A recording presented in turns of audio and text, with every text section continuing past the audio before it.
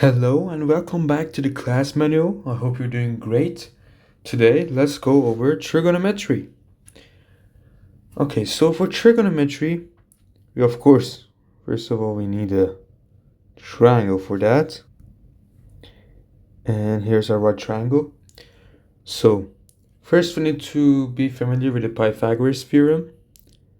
The opposite side to the right angle would be the hypotenuse. Let's just assume that this angle is going to be theta.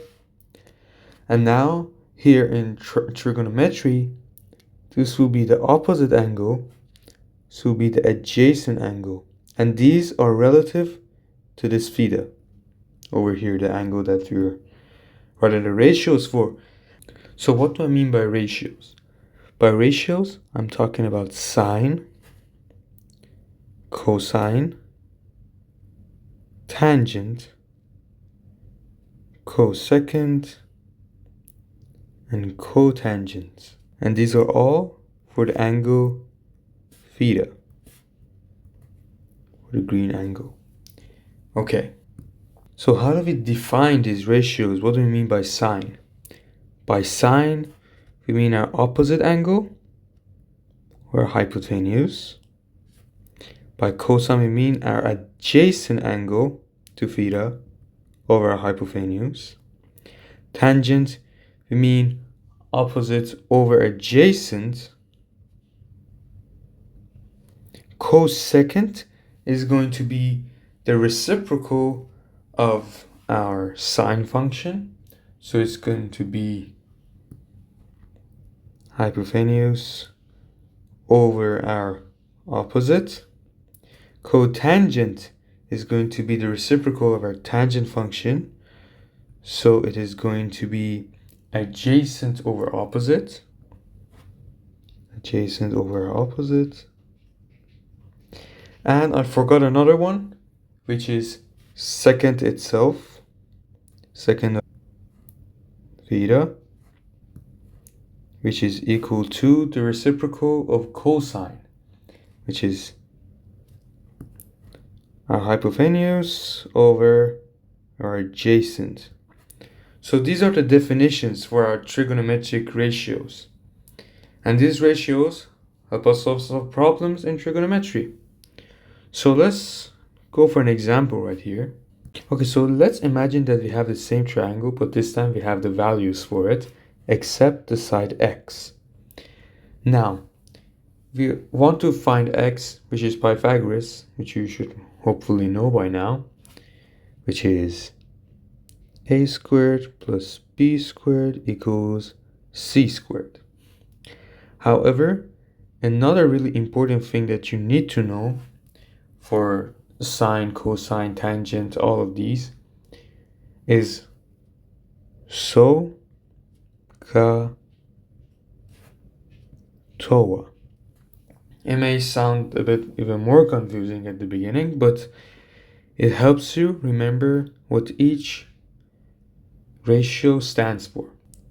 So is going to stand for sine equals opposite over hypotenuse.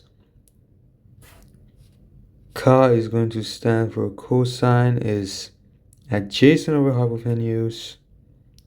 And toa is going to be opposite over adjacent. And this SOHCAHTOA will help us remember what each identity stands for, because it may be a bit hard to remember them at first. Okay, so now hopefully with the help of SOHCAHTOA we can solve this question. Okay, so the first step for solving this question would be using Pythagoras. So 5 squared is going to be equal to 4 squared plus x squared.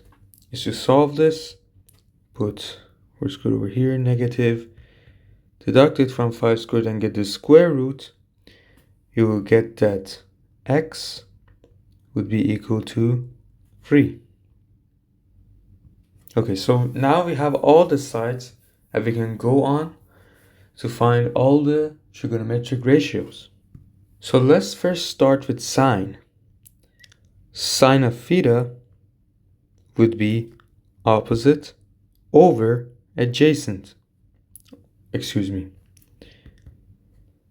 Equals to opposite over hypotenuse. Our opposite to theta would be 4. Our hypotenuse is 5. So sine theta would be 4 over 5. Let's do the same thing this time for cosine. So for cosine, it would be adjacent over hypotenuse instead of opposite. So cosine of theta would be our adjacent, which is 3, over our hypotenuse, which is 5. And at the end, the only thing that remains is our tangent. Tan of theta is equal to opposite over adjacent. So no hypotenuse in this one. Our opposite is 4 and adjacent is 3. And now we have the answers to the main 3 trigonometric ratios. Now that we have these values, we can go on and find the reciprocals. Let's start with sine. So for sine, the reciprocal would be cosecant of theta, which is going to be hypotenuse over opposite this time, because it's the reciprocal. So our hypotenuse is 5, and our opposite is 4. You just swap the places. Now this time we do the same steps for the reciprocal of cosine, which is going to be secant of theta. So just swap the places, 5 over 3. Instead of adjacent over hypotenuse, is going to be hypotenuse over adjacent. And last but not least, we have to do the same step for tangent to find our cotangent of theta. It's going to be the reciprocal of 4 over 3 is 3 over 4. And now we have found all the trigonometric ratios along with all the sides in the triangle. So for this question now, we're going to find the value of x. Okay, so let's identify theta here. So our theta is 41 degrees. The opposite to theta is x, as seen here. And the adjacent to theta is 69. Funny number. We're trying to find x. Okay, so which trigonometric ratio can we use to find x here? There's only one trigonometric ratio which has both opposite and adjacent inside of it, which is tangent, seen in TOA. So tangent of 41 degrees should be equal to the ratio of x over 69. So if we're trying to find x, we have to multiply both sides by 69. Multiply both sides by 69. And we're going to have 69 times tan of 41 degrees will be equal to x. And by using the calculator in degree mode, you'll find that the answer for x is going to be equal to 59.9 in whatever unit they give you. Or no unit at all in this example because we don't have any units.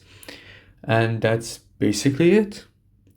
There are a lot of other questions, but you can now kind of see how you can find the different sides by using the ratios. If you have one of them at one angle, and what the ratios even stand for and the reciprocals. So, have a great day. Hope you learned something, and this was the class manual.